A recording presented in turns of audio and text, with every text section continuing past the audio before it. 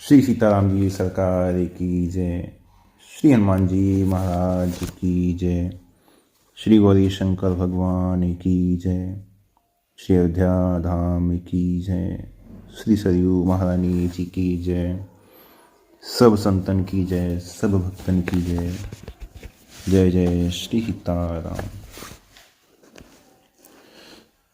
मैंने जैसे आप सभी से पूछा था कि अंगद जी का चरित्र सुने हम लोग या फिर श्री लक्ष्मण जी का, तो आप सभी ने कहा था कि अंगद जी का चरित्र सुने। देखिए, अंगद जी का चरित्र मैंने आप सभी को पहले ही कहा था कि समय लगेगा, तो आप लोग उस चीज़ के लिए तैयार रहिएगा। और किसी भी महानायक का, भक्त का यदि हम सभी चरित्र सुनते हैं तो ये आवश्यक है कि उसके चरित्र का प्रारंभ कैसे हुआ, उसके चरित्र की नींव कैसे पड़ी, है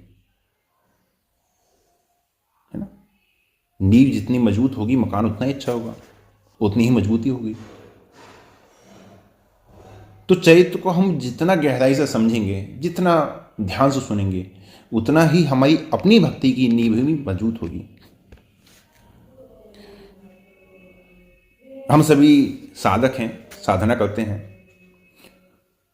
और उस साधना में, भक्ति की उस साधना में आगे बढ़ने के लिए जिस क्रम में बढ़ने की आवश्यकता होती है, 1 स्टेप, 2 स्टेप, 3 स्टेप, है ना, जिस क्रम में बढ़ने की आवश्यकता होती है, तो रामचरितमानस में बहुत सारे ऐसे चरित्र हैं जिनमें उस क्रम का दर्शन नहीं होता।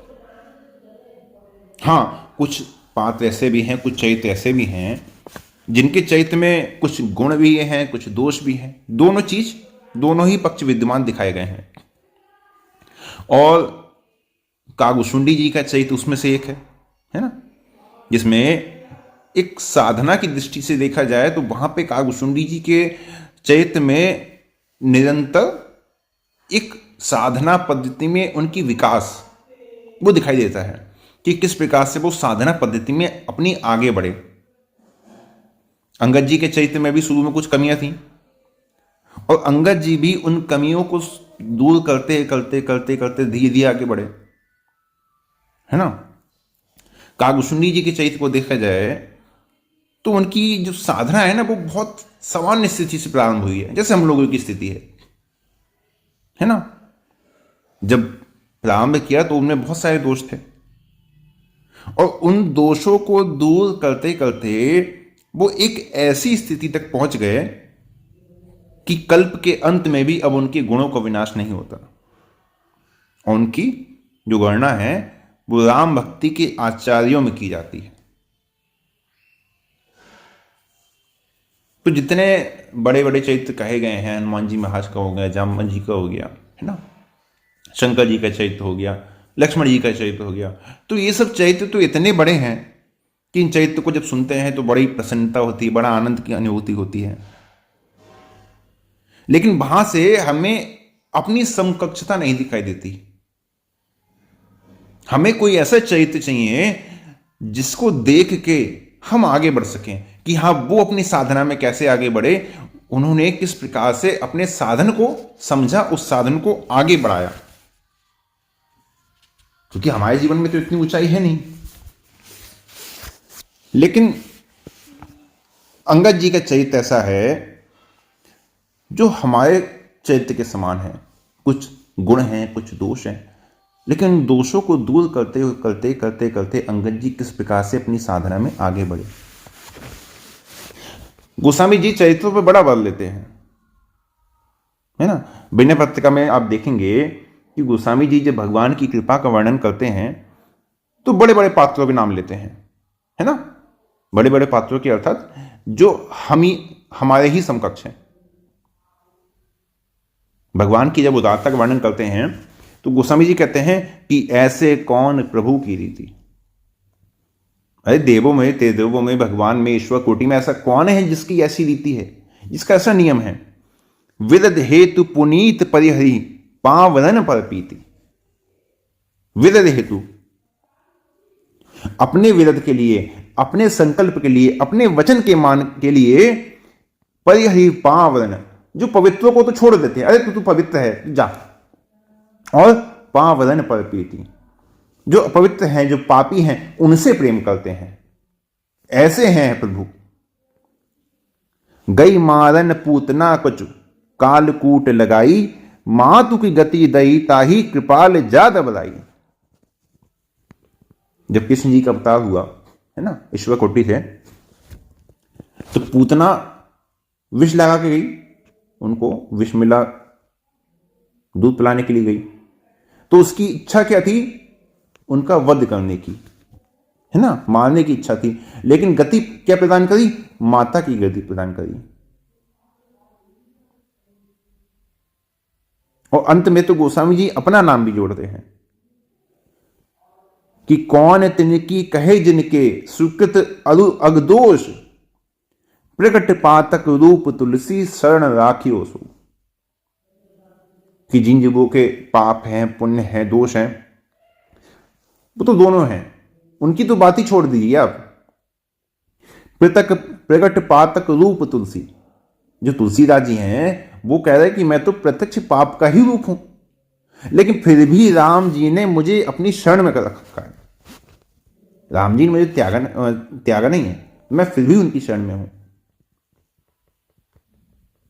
मानस जी में अंगद जी का चरित्र हमारे सामने तब आता है जब किष्किंधा कांड होता है, उससे तो पहले नहीं आता।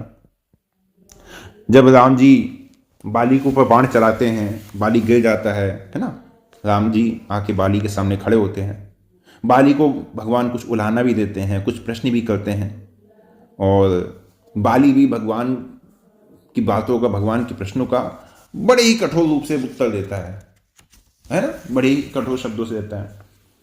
और अंत में क्या होता है, अंत में बाली में एक सहसा एक परिवर्तन आता है। देखिए बाली का जो चरित्र है ना, और सुग्रीव जी का चरित्र, इनके चरित्र में भी बाली का चरित्र, बाली का स्थान सुग्रीव जी से बहुत ऊपर है। वो आगे जब सुनेंगे तो समझ में आएगा। तो बाली की जब मन में परिवर्तन आता है, तो सबसे पहले तो बाली क्षमा मांगता है ना, भगवान को उनकी दया, उनकी करुणा की दुहाई देता है, और राम जी बाली के मस्तक पर हाथ रखते हैं और कहते हैं कि देखो भाई, अगर तुम चाहो तो तुम्हारे में प्राण रख सकता हूं, तुम चाहो तो जीवित रहो।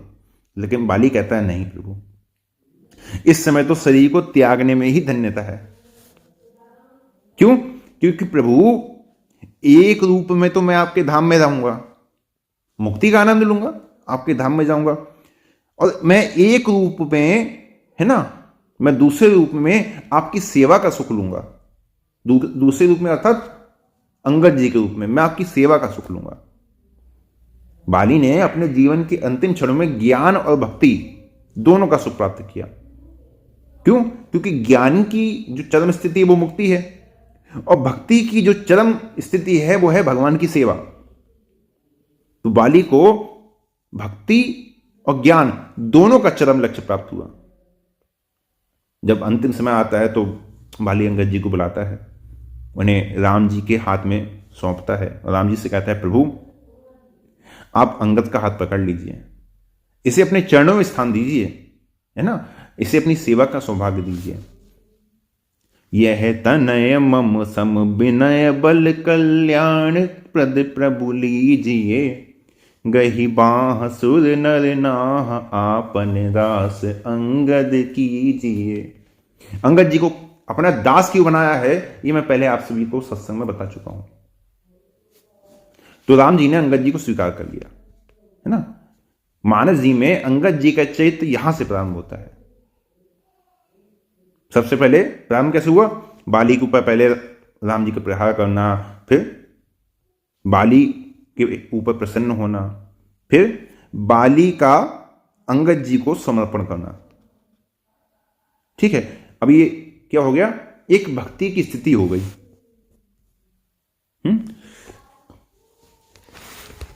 और ये स्थिति का प्रारंभ कहां से हुआ? भगवान ने जब देवताओं की आराधना आवाहन पर, ब्रह्मा जी के आवाहन पर जब आकाशवाणी हुई, और भगवान ने कहा कि देखो मैं मनुष्य को धारण करके पृथ्वी का भार का हरण करूंगा। जनी डर पर हूं मुनि सिद्ध सुरेशा, और तुम ही लागी धैर्य हूं नरवेशा। मैं तुम्हारे लिए मनुष्य का शरीर धारण करूंगा। अब यहां पे देवताओं की जैसी स्थिति होनी चाहिए थी वैसी नहीं हुई। उन्होंने उसका उल्टा से निकाला। उन्होंने सोचा कि भाई अपना तो काम हो गया। क्यों? क्योंकि भगवान ने तो कह दिया कि वो रावण का वध करेंगे। अब कोई चिंता की बात नहीं है, भगवान ने तो कह दिया रावण का वध करेंगे तो करेंगे। अब क्या करें? चलो हम चल के स्वर्ग का भोग भोगते हैं। अब कोई चिंता की बात ही नहीं है। तो जब देवताओं की ऐसी स्थिति गोस्वामी जी ने देखी तो गोस्वामी जी ने वहां देवताओं को एक उलाहना दी है। हाँ, देवताओं को गोस्वामी जी ने उलाहना दी है। क्या कहा है? गगन ब्रह्म बाणी सुनी काना, तुरत फिरे सुर हृदय जोड़ाना। तुरत फिरे, ये जो तुरत फिरे शब्द है ना, ये इसमें ही देवताओं का चरित्र है कि तुरत फिरे सुर हृदय जुड़ाना। जैसे ही राम जी ने कहा कि भैया हम रावण को मार देंगे, अब तुरंत देवता वहां से भगवान के आदेश होती चल दिए। चलो भैया अब सही है, अब क्या करें? चलो जल्दी जल्दी स्वर्ग चलते हैं और जैसे भी जल्दी हो स्वर्ग पहुंचो, है ना भाई। गोस्वामी जी ने तुरंत कहा, इसको जोड़ने की क्या आवश्यकता थी? गोस्वामी जी ने यहां पे देवताओं की जो मन की स्थिति बताई है वो ये कहा कि देवता लोग बड़ी हड़बड़ी में है। भाई प्रार्थना करी भगवान से, भगवान प्रसन्न हुए, रावण के वध का भगवान ने आश्वासन मिल दिया कि चिंता मत करो हम मारेंगे। तो भगवान ने तो कह दिया भाई रावण का वध करेंगे, तो क्या करें हम लोग चलते हैं जल्दी से, अप्सराओं का नाच देखेंगे, हैं विहार करेंगे स्वर्ग में। अब हमें तो कुछ करना धरना है नहीं। अर्थ क्या हुआ कि भगवान की पूजा के बाद भी मन भोग में ही लगा हुआ है। ये जो भोग की वृत्ति है ना, इस वृत्ति को ही गोस्वामी जी ने यहां पे तुरंत शब्द के द्वारा व्यक्त किया है। भाई भगवान की वाणी सुनी, उसके आनंद को छोड़कर अगले क्षण ही स्वर्ग के भोग विलास, बस उसके लिए मन जो है विचलित हो गया। लेकिन ब्रह्मा जी बुद्धि के देवता है। ब्रह्मा जी ने कहा, अरे भैया कहां जाते हो, इधर आओ, इतने उतावले होके कहां भाग रहे हो? देवताओं ने कहा, अरे महाराज अब तो हमारा काम हो गया, हम तो अब निश्चिंत हो गए। अब भगवान ने कह दिया हम अवतार लेंगे, रावण का वध करेंगे, तो हमारा तो जो आने का जो मतलब था, अपना काम बनता, अपना तो काम बन गया। तो ब्रह्मा जी ने कहा, लगता है तुम लोगों ने ध्यान से नहीं सुना। तो देवता बोले क्या? तो ब्रह्मा जी ने कहा कि भगवान केवल इतना ही तो कह सकते थे कि भाई हम रावण को मार देंगे, मिटा देंगे। भगवान इतना भी तो कहते कि हाँ ठीक है, तो पैसा ना ठीक है, हम रावण को मार देंगे। भगवान इतना भी कह सकते थे, लेकिन भगवान ने ऐसा नहीं कहा। भाई रावण को मारना कोई भगवान के लिए कोई बड़ा काल थोड़ी है, संकल्प मात्र से मार देंगे। लेकिन भगवान ने क्या कहा कि हम अवतार लेकर रावण का वध करेंगे। तुम ही लागी धरे हूं नर बेसा। तुमने भगवान की बात पर ध्यान नहीं दिया, तुमने दूसरा समझ लिया। भगवान ने कहा कि देखो भाई नर वेश तो मैं धारण करूंगा, लेकिन किस लिए करूंगा? तुम ही लागी, मैं तुम्हारे लिए करूंगा। इसका अर्थ यह है कि हम रावण का जो विनाश है ना, वो संकल्प से नहीं करने वाले हैं। भगवान मानवीय लीला करके, क्योंकि धरे हो नर वेशा, तो भगवान मानव की लीला करके रावण का विनाश करेंगे। इसका मतलब है कि देखो भगवान अब नर रूप में अवतार लेने वाले हैं। तो भगवान ने तुमसे कह दिया कि हम तुम्हारे लिए मनुष्य बनेंगे, तो ये बताओ कि तुम क्या बनोगे? भाई भगवान ने तो कह दिया ठीक है हम तुम्हारे लिए मनुष्य बनेंगे, लेकिन तुम देवता हो, तुम भगवान के लिए क्या बनने की सोच रहे हो? देवताओं ने कहा महाराज हम लोगों को भी कुछ बनना पड़ेगा क्या? ब्रह्मा जी ने कहा ये देखो समस्या तुम्हारी है, समस्या राम जी की नहीं है, समस्या तो तुम्हारी है। अब तुम्हारे लिए जब वो मनुष्य बन रहे हैं, अरे कम से कम तुम वानर ही बन जाओ, तभी तो ठीक ठीक बात होगी। बानर तन धरी धरी मही हरि पद सेवा हो जाई। भाई समस्या तुम्हारी है तो ऐसा को तुम बानर बन जाओ, है ना? तो भाई बंदर बनोगे तो देखो बंदर मत हो जाना, है ना, क्योंकि बंदर जो है बड़ा भोगी है, कामी है। क्यों ब्रह्मा जी ने ऐसे क्यों कहा कि भाई बंदर बनो तो बंदर मत हो जाना? क्योंकि देवताओं की जो रुचि है वो भोगों की ओर सहज है। तो ब्रह्मा जी ने कहा कि देखो भाई स्वर्ग से नीचे उतरो, भोगों का परित्याग करो, है, भोगों को छोड़ो, बानर का सही धारण करो, भगवान के चरणों की भक्ति करो। जो तुम्हारे पुण्य है ना, इन पुण्य का उपयोग भोग में नहीं, भगवान की भक्ति में करो। तो इसलिए जब मानस शरीर धारण करते हैं तो जितने ये सब देवता है ना, सब बंदर के रूप में आते हैं। अब देवता बंदर के रूप में आ गए, इसका मतलब ये थोड़ी है कि देवता स्वर्ग में नहीं है। एक साथ अनेक रूप बनाने की क्षमता है। तो एक रूप में अपने धाम में और एक रूप में भगवान के साथ। अब जब लंका विजय हो गई, रावण मर गया और जितने भी देवता हैं सब फूल बरसाने लगे, है ना, राम जी को बधाई देने के लिए आने लगे, तो देवताओं ने वहां पर देखा कि राम जी बंदरों से घिरे हुए हैं, है ना, बैठे उनसे बात कर रहे हैं, विनोद कर रहे हैं। तो देवता आए, तो जो बंदर थे वहां पे, उन्होंने देवताओं को भगवान के पास जाने के लिए रास्ता ही नहीं दिया, हटे ही नहीं अपनी जगह से, दूर से खड़े खड़े ठीक है स्तुति कर रहे हैं। अब देवता तो भगवान से दूर है और बंदर भगवान के पास है। तो जब देवता स्तुति करते हैं, देखिए ये सब बात कोई ऐसे नहीं है, ठीक है कथा को आगे बढ़ाने के लिए नहीं, बिल्कुल जो लिखा है वही बात। तो देवता जब भगवान की स्तुति कर रहे हैं तो वहां पे एक बात देवता कहते हैं, भगवान से कहते हैं कि प्रभु हमारे ये जो देव शरीर है ना, इस शरीर को धिक्कार है, दिग जीवन देव शरीर है। तो भगवान बोले भैया क्यों? अरे तुम्हारा देवताओं का शरीर है, क्यों निंदा कर रहे हो? आप लोगों का मन था रावण मर जाए, रावण का वध हो गया, तो तुम्हारी इच्छा पूर्ण हो गई, रावण की तो मृत्यु हो गई, अब तुम्हें किस बात की कमी है? तो देवता बोलते हैं महाराज आपकी भक्ति के बिना हम लोग अभी भोग में डूबे हुए हैं, इसलिए हमें धिक्कार है। तब भक्ति बिना भव धूलि परे, है ना, तब भक्ति बिना भव धूलि परे, आपकी भक्ति के बिना हम इस भोग में डूबे हुए हैं। हाँ, अब देवताओं का जो दूसरा स्वरूप है उसकी बड़ी प्रशंसा करते हैं। कृत कृत्य विभो सब बानर ए निरखंति तवानन सादर ये।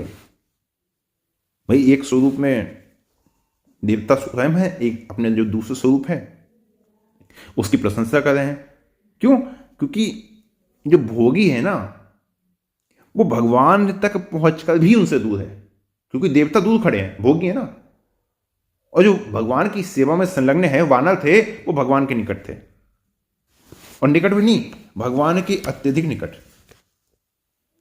सभी देवताओं ने अपने अपने अलग अलग अंश से वानर के रूप में अवतार लिया।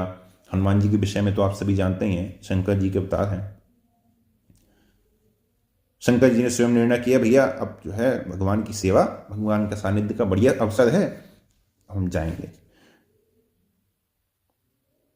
शंकर जी ने सोचा भैया कागभुशुंडी की तरह अगर हम भी पक्षी के रूप में जाएं तो काम बनेगा नहीं, अयोध्या में कोई ना कोई पिंजड़े बंद कर लेगा, तो क्या करें, बंदर बन जाते हैं, बंदर बनने में ये समस्या नहीं आएगी। तो शंकर जी ने भी वानर का स्वरूप धारण किया, हनुमान जी के रूप में सामने आए, और लंका में जब लंका दहन हुआ है, लंका को जलाया है, और हनुमान जी जो लौट के राम जी के पास आए हैं, तो राम जी उनकी बड़ी प्रशंसा करते हैं। तो हनुमान जी ने क्या किया, वो राम जी के मुख की ओर देखने लगे। राम जी प्रशंसा कर रहे हैं, हनुमान जी राम जी के मुख की ओर देख रहे हैं, बार बार देख रहे हैं। तो राम जी अब प्रशंसा तो कर रहे हैं, लेकिन राम जी को बड़ा अटपटा लगा, क्या बात है, हनुमान जी सदैव चरणों की निहारते लेकिन आज मुखी की ओर देख रहे हैं, क्या बात है।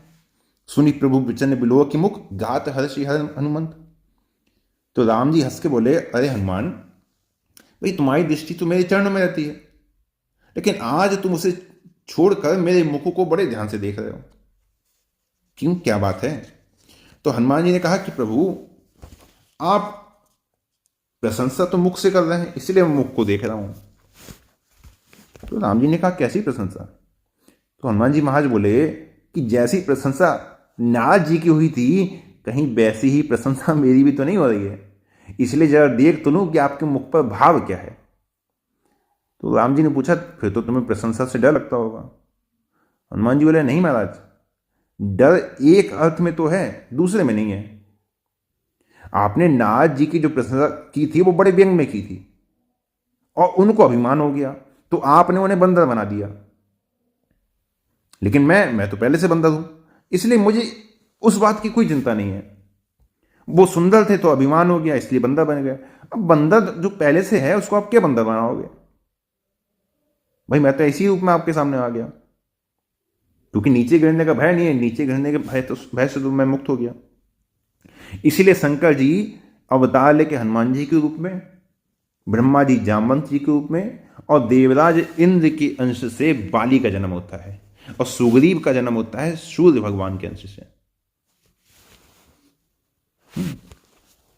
ब्रह्मा जी ने जब देवताओं के आदेश दिया कि भाई आप लोग जाओ वानर के रूप में, है ना, जन्म लो और भगवान की सेवा, भगवान की भक्ति का व्रत लो, भगवान आएंगे उनकी प्रतीक्षा करो, है ना, अवतार लेके भगवान के आने की प्रतीक्षा करो।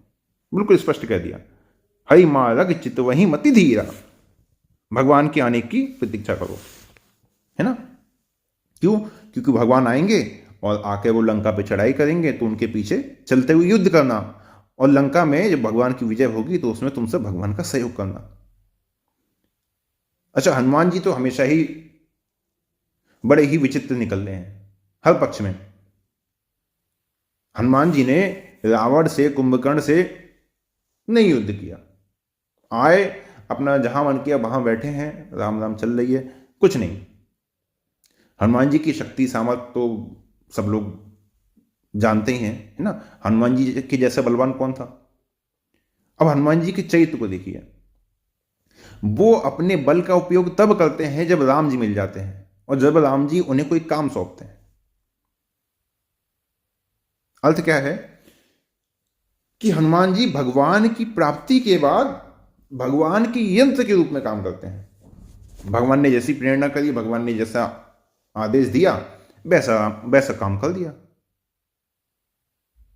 हाँ, जितने वानर बने उनमें केवल बाली ही एक ऐसा था जिसका जो व्यवहार था वो सबसे अलग रहा।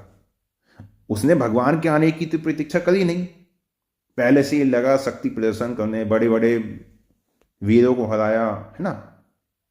रावण और बाली में भी युद्ध हो गया तो बाली ने रावण को हरा दिया। मायावी राक्षस ने जब बाली को चुनौती दी तो बाली ने उसे भी, उसके साथियों के सहित उसे भी मार दिया। तो बाली तो ऐसा निकला कि उसने राम जी के आने की प्रतीक्षा करी ही नहीं, कि ये राम जी आएंगे और राम जी के आने की प्रतीक्षा करो, नहीं।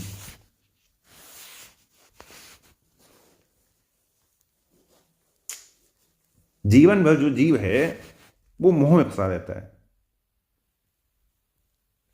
है ना। जीवन भर मोह में फंसा रहता है। और जैसे हम सत्संग सुन रहे हैं, ठीक है, अब इस समय क्या है, इस समय अर्थ ये है कि हम जो है मोह से अपने मुक्त हैं। ये मानना चाहिए हम अपने मोह से मुक्त हैं। लेकिन अब ये बात है कि मोह से हम मुक्त हैं, ये मोह हमारा दबा हुआ है। भाई मोह से मुक्त हैं, ये मोह हमारा दबा हुआ है।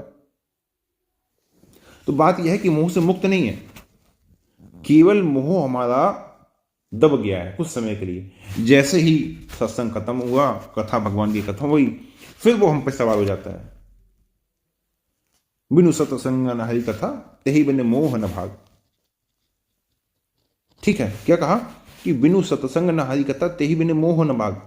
सत्संग में मोह भागता है, भंग नहीं होता, मरता नहीं है, नष्ट नहीं होता।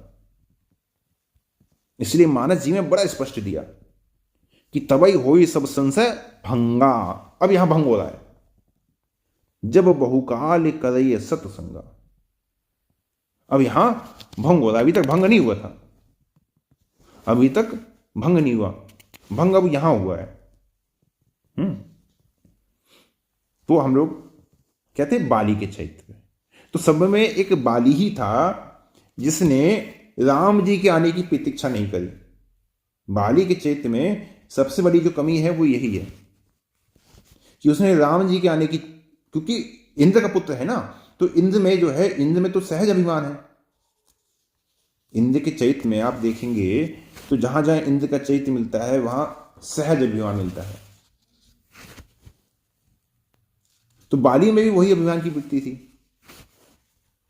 उसने रावण से युद्ध किया, रावण को पराजित कर दिया, रावण को बगल में दबा के सारे संसार में घूमने लगा। भाई ब्रह्मा जी की बात क्या उसे याद नहीं थी कि भगवान अवतार लेंगे? बिल्कुल याद थी, बिल्कुल याद थी। क्योंकि रामचरितमानस में जब पढ़ेंगे तो आपने देखा होगा, जब सुग्रीव जब ललकारते हैं तो तारा उन्हें रोकती है ना, तारा उन्हें रोकती है कि आप मत जाओ, क्योंकि सुग्रीव को राम जी का साथ मिला हुआ है। तो वहां बाली कहता है कि देखो राम साक्षात भगवान है। इसका अर्थ यह है कि बाली को पता था भगवान अवतार लेंगे, लेकिन भगवान के अवतार से पहले रावण को उसने हराने का प्रयास किया। ये क्या था? इंद्र का पुत्र है, इसलिए अभिमान था।